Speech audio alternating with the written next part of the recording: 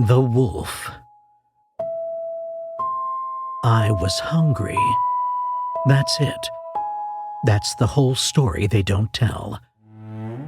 Not evil, not cunning, not a predator with a plan, just a wolf in a winter that wouldn't end, with ribs showing through my fur, and a hunger so deep it had become the only thing I was. She walked through my forest like she owned it.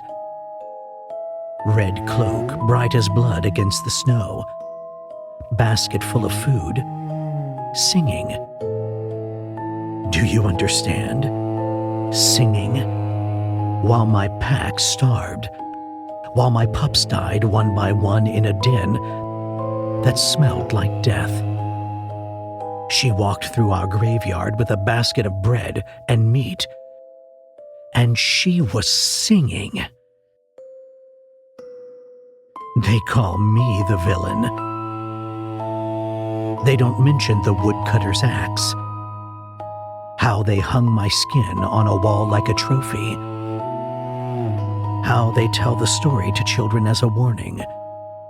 Stay on the path, obey the rules, fear the wild thing that only wanted to survive. You want a monster? Look at the ones who took everything and then made themselves the heroes of the story.